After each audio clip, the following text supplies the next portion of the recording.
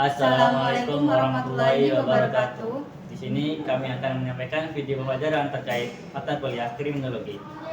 Apa saja yang akan kami bahas? Di dalamnya kami akan bahas apa sih kriminologi itu dan apa saja teorinya dan juga objek dari kriminologi. Dan di dalam video ini kami akan mengangkat sebuah kasus yang akan kami kaitkan dengan teori dalam kriminologi. Sebelum kami menyampaikan video pembelajaran ini, alangkah baiknya kami memperkenalkan diri terlebih dahulu. Saya Rizal Amir Wafi dengan NIM 212102040015. Dan saya Sarimatul Hasanah dengan NIM 212102040022 dan rekan saya Hida Wahida. Mari kita simak video selanjutnya.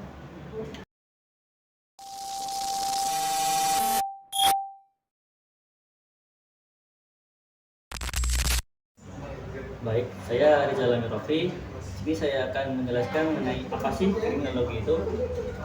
Kriminologi dapat diartikan sebagai ilmu pengetahuan yang mempelajari mengenai kejahatan. Adapun arti ataupun kata kriminologi ditemukan oleh antropologi yang berasal dari Prancis, yaitu Petomina. Dan secara bahasa, krimen yang artinya kejahatan dan logos yang artinya pengetahuan. Jadi dapat diartikan bahwa kriminologi merupakan ilmu pengetahuan yang mempelajari tentang kejahatan atau penjahat.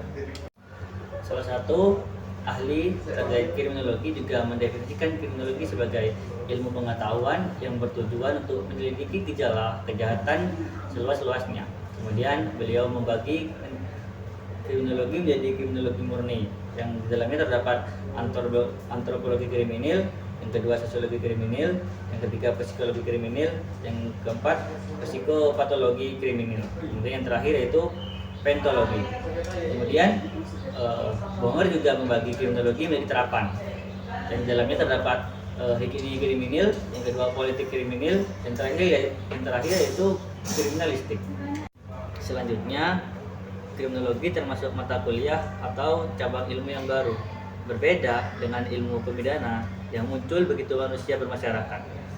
Untuk kriminologi baru berkembang pada tahun 1850 bersama-sama dengan sosiologi, antropologi, dan psikologi. Untuk cabang-cabang ilmu yang mempelajari gejala atau tingkah laku manusia dalam masyarakat, harus diingat pula bahwa manusia adalah makhluk yang paling berkembang di antara makhluk yang lain. Berawal dari pemikiran bahwa manusia merupakan serigala bagi manusia lain, atau juga disebut dengan Homo homini lupus, di mana manusia selalu mementingkan diri sendiri dan tidak mementingkan keperluan orang lain. Maka diperlukan suatu norma untuk mengatur kehidupannya. Terdapat 5 norma dalam mengatur kehidupan manusia. Yang pertama, norma agama. Contohnya yaitu toleransi, taat beribadah, dan percaya adanya Tuhan. Yang kedua, norma kesopanan. Contohnya ya mengucapkan salam.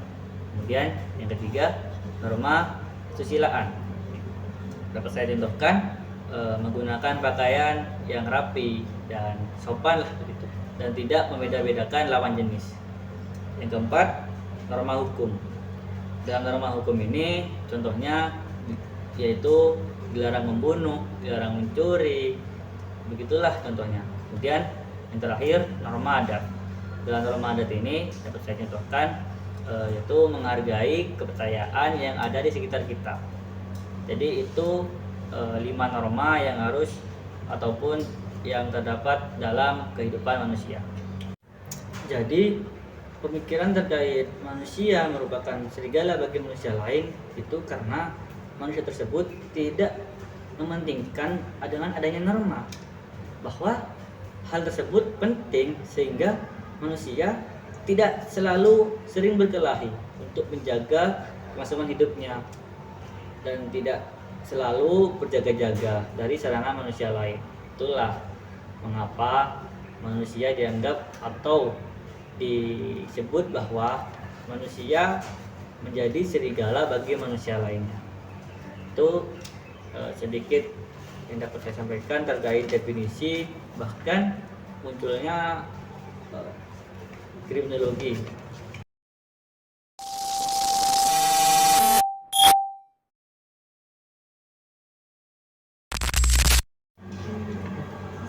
Gagatulaksana dengan NIM 2121020422. Di sini saya akan membahas tentang objek kriminologi. Objek kriminologi ini dibagi menjadi 3. 1. Kejahatan. Nah, kejahatan ini tidak semua perbuatan dilabeli kejahatan, di mana harus disepakati oleh masyarakat terlebih dahulu baru diundang-undangkan. Yang kedua, perilaku kejahatan. Perilaku kejahatan ini perbuatan manusia yang melanggar pidana. Dan 3, reaksi masyarakat. Reaksi masyarakat terhadap perbuatan dan perilaku kejahatan. Nah, tujuannya supaya perkembangan hukum ke depannya lebih baik.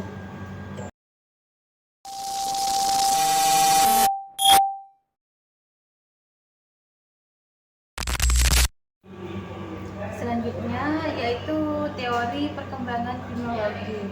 Menurut Forgelnat pada tahun 1979, salah satunya yaitu 1. Aliran klasik yang pencetusnya Cesare Beccaria pada tahun 1738 sampai 94. Menurut aliran klasik ini, perilaku manusia ditentukan sebagian oleh faktor biologis. Nah, tetapi sebagian besar adalah cerminan di mana manusia hidup. Yang kedua, individu atau manusia dilahirkan dengan bebas kehendak, bisa disebut dengan free will. Dan yang terakhir yaitu pemidanaan sebagai cara untuk mengulangi kejahatan. Positivistis. Menurut Lombroso, tingkah laku manusia merupakan hasil dari hubungan sebab akibat. Kemudian Lombroso mengungkapkan bahwa tingkah laku kriminal mungkin terletak pada individu dan lingkungan. Maksudnya tingkah laku dari seorang kriminal itu terletak pada individu dan lingkungannya.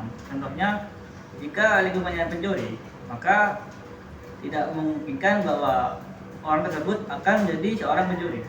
Jadi begitu. Kemudian tujuan dari pemidanaan atau penghukuman membina pelaku kejahatan. Contohnya terletak pada lapas. Dalam lapas, tujuannya yaitu membina seorang narapidana untuk menjatuhi hukuman. Jadi di lapas itu termasuk teori yang sangat relevan jika dikaitkan dengan teori positivistis. Kemudian yang terakhir, perilaku manusia bergantung pada pengaruh biologis pada dirinya. Saja terkait teori positivistis. Teori kritikal. Menurut Lassagne, merupakan kejahatan yang disebabkan atau suatu jenis penyakit atau penyakit yang disebabkan oleh kuman. Dan menurut Manover ini kejahatan yang ditimbulkan dari lingkungan. Dan terakhir Tarde, yang merupakan kejahatan atau perilaku jahat disebabkan oleh hukum imitasi atau meniru orang lain. Terkait teori kritikal ini, di mana telah dijelaskan oleh rekan saya tadi pasal 5 bahwa terdapat 3 yang dijelaskan, yaitu Lassagne, Manover, dan Tarde. Di mana Lassagne menjelaskan bahwa kejahatan disebabkan karena adanya kuman atau penyakit di dalam disebabkan oleh kuman. Ini teori yang tidak sangat relevan jika dikaitkan pada masa sekarang. Kemudian yang kedua, Manover mengungkapkan bahwa kejahatan ditimbulkan dari lingkungan. Ini menurut saya sangat relevan sih. Mengapa demikian? Kejahatan ini disebabkan oleh lingkungan, dimana jika lingkungan sekitar kita jelek, maka kita juga ikut jelek. Contohnya, jika lingkungan kita seorang pencuri, maka tidak memungkinkan bahwa kita juga seorang pencuri gitu. Kemudian Tarde menjelaskan bahwa kejahatan atau perilaku itu disebabkan oleh hukum imitasi atau meniru orang lain. Contohnya, jika orang lain mencuri, di mana orang tersebut mencuri karena meniru dari kejahatan yang lain, begitu. Itu terkait contoh dari teori kritikal. Selanjutnya yaitu Peter Hotengers, yaitu menanggapi suatu kejahatan di mana ada kriminal yang sempurna dan kriminal yang tidak utuh. Yang pertama yaitu kriminal yang sempurna, di mana kejahatan tidak hanya pada perbuatan saja, tetapi harus ada semacam pemberian nama tindakan resepsi negara. Seperti contohnya harus ada andil dari pencuri untuk menangkap seorang pencuri. Kedua, ada kriminal yang tidak utuh, di mana pelaku kejahatan ini menganggap apa yang ia perbuat dianggap sebagai sesuatu yang dibanggakan, padahal label kejahatan merupakan bentuk kesalahannya sendiri, seperti halnya psikopat. Teori geografis. Teori ini menjelaskan bahwa kejahatan terjadi karena letak geografis. Maksudnya itu contohnya dalam kasus Telanmor di Lumajang, itu kejahatan tersebut bisa terjadi karena faktor lingkungan. Maksudnya di sini lingkungan itu lingkungan yang sangat mendukung untuk terjadinya suatu kejahatan. Saya ambil contoh lagi dalam kasus pencurian itu, di mana di suatu desa terdapat banyak kendaraan bermotor dari hasil curian itu diperjualbelikan. Karena kenapa?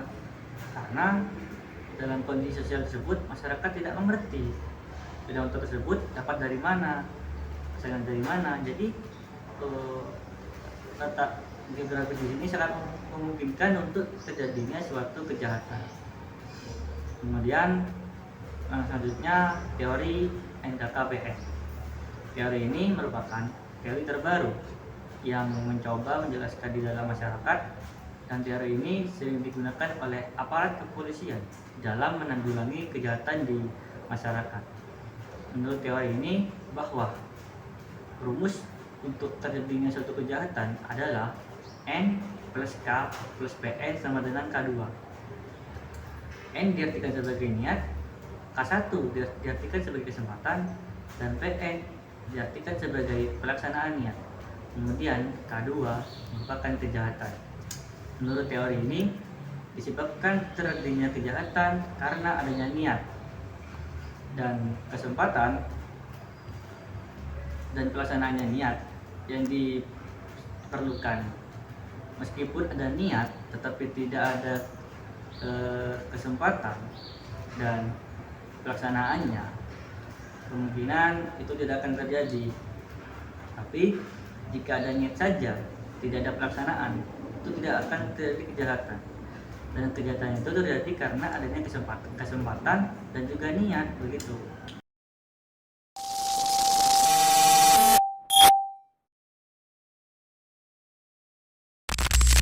Bismillahirrahmanirrahim. Assalamualaikum warahmatullahi wabarakatuh. Saya Hidawaidah Rahmania dengan NIM 212102040035 selaku Prodi Hukum Pidana Islam, dan saya menempuh pada Fakultas Syariah. Di sini saya ingin memenuhi tugas saya. Baik, di sini saya ingin menjelaskan mengenai kasus yang telah kami kupas sebelumnya, dan di sini kami telah membaca literatur dan juga melihat pada posisi kasus yang ada seperti di televisi atau di media sosial lainnya, dan telah terkuak juga chat Bribtu.fn yang dimana telah mengancam suaminya pada saat itu untuk kembali pulang dan akan dibunuh. Dan sebelum pembunuhan ini terjadi, baik di sini kelompok kami mengupas kasus tentang di mana Bribtu.fn membunuh suaminya yaitu Rian, yang dimana sama-sama dinas di kota Jombang, ya dimana sebelum terjadi pembunuhan sangat terjadi perilaku yang sadis terhadap suami korban ini, yaitu Rian yang telah dibunuh, yaitu yang dimana Bribtu.fn ini telah WA atau mengkomunikasi pengancaman bahwa Rian untuk dibunuh, sebelumnya disuruh pulang. Lalu sebelum itu Bribtu.fn telah menyiapkan sejumlah alat-alat untuk kejahatan seperti bensin dan korek, tisu dan lain-lain, dan juga berencana bahwa anaknya agar untuk dibawa keluar oleh baby sister atau pembantu yang ada di rumah tersebut. Setelah itu tidak lama kemudian terjadi kecekcokan yang dimana Bribtu.fn sangat kesal sekali kepada Bribtu Rian ini, karena apa? Karena Rian atau almarhum ini atau polisi ini yang telah menjadi korban, yaitu telah melakukan judi online yang dimana gaji 13 Rian atau almarhum telah dihabiskan untuk perilakunya sendiri, yaitu judi online, yang dimana Bribtu FN sangat marah atau sangat emosi sekali, tidak terkendali, dan sangat mengakibatkan kematian terhadap suaminya ini. Pada saat itu pelaku benar-benar emosi dan tidak bisa menahan amarahnya terhadap suami Bribtu FN ini. Mengapa? Karena memang beliau mempunyai seorang putri yang dimana masih kecil-kecil dan harus membutuhkan biaya yang sangat besar untuk kehidupannya.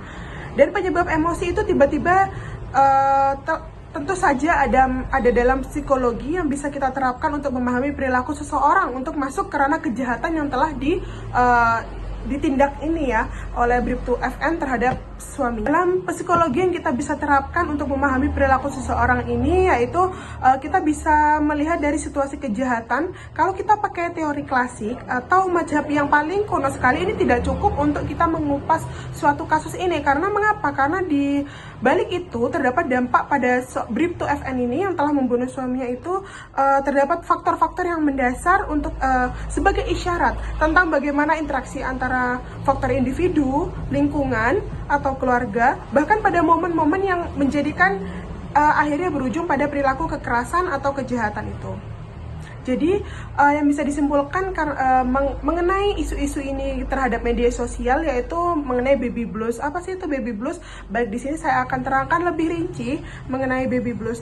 Baby blues adalah, mungkin banyak masyarakat ya atau pemirsa positif yang di sini yang juga belum mengetahui begitu paham sekali apa itu dengan baby blues, atau bisa kita sebut dengan sindrom atau sindromis. Itu istilah yang cocok untuk digunakan bagi perempuan yang dimana belum menjalani persalinan atau resolusi, bahwa proses kehamilan ini menciptakan guncangan hormon yang sangat tidak stabil, yang dimana signifikan, maka kemungkinan terjadinya kekacauan pikiran, psikologi, keadaan tubuh, bahkan jasmani rohaninya sangat mengganggu. Nah, tetapi di samping itu, ketika seseorang ini perempuan dianggap sedang mengalami penurunan sindrom, maka memang sekali lagi kemungkinan perilakunya menjadi tidak kelahiran, atau dengan berpikirnya menjadi tidak konsisten dengan perasaannya menjadi tidak sama. Jadi faktor dia menjadikan suatu kejahatan sebagai kejahatan yang sangat besar yang terjadinya seperti kasus Bribtu FN ini terhadap suaminya yang telah meninggal ini. Tetapi kasus judi online suaminya yang telah dilakukan itu bisa menjadikan suatu faktor kejahatan nampak sekali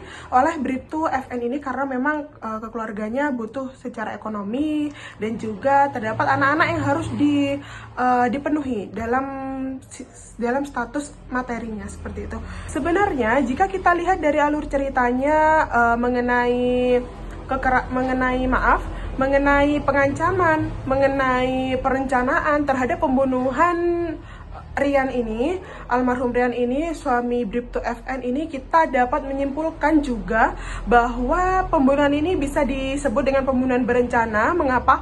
Karena sebelumnya Bribtu FN telah pergi membeli bensin, menyiapkan tisu, bahkan korek tersendiri, yang dimana jika itu dilakukan untuk suatu kejahatan, pastinya dia tahu atas resiko apa yang nantinya akan terjadi. Tetapi di sini kita tidak harus mematok atas pasal 340, yang dimana pembunuhan berencana yang bisa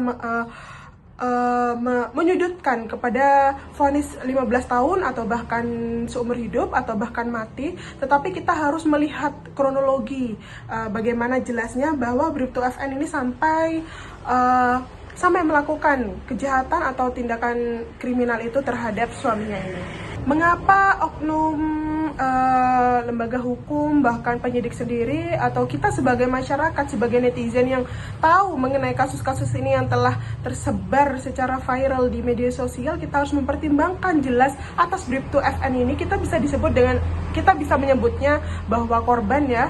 Ada juga yang bilang korban, ada yang juga tersangka.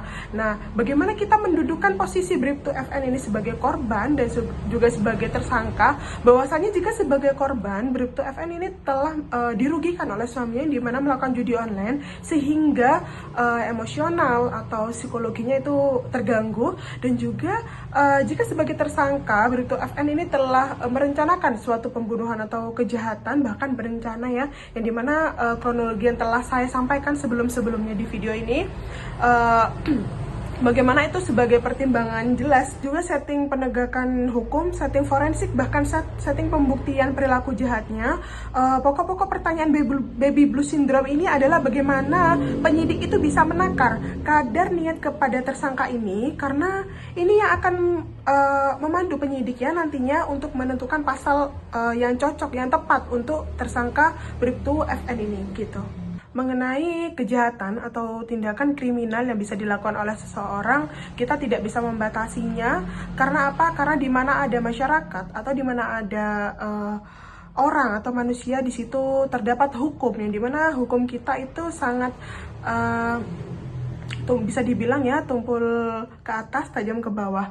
Tetapi atas, jika kita lihat dari posisi kasus Bribtu FN ini terhadap Rian, suami yang telah meninggal, polisi atau lembaga hukum sangat-sangat efisien sekali atau sangat bagus kinerjanya. Mengapa saya bisa berkata begitu? Karena setelah saya lihat atau setelah saya mengamatinya di media sosial, secara perlahan-perlahan Bribtu FN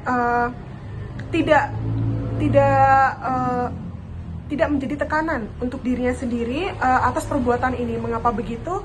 Karena setelah kejadian ini, Bribtu FN sangat menyesal sekali, bahkan ketika berbicara pun terbata-bata atau bisa dibilang tidak lancar, karena menyesali sekali atas perbuatan ini. Seperti halnya orang melakukan tindakan kejahatan tanpa niatan yang sangat dalam, seperti itu.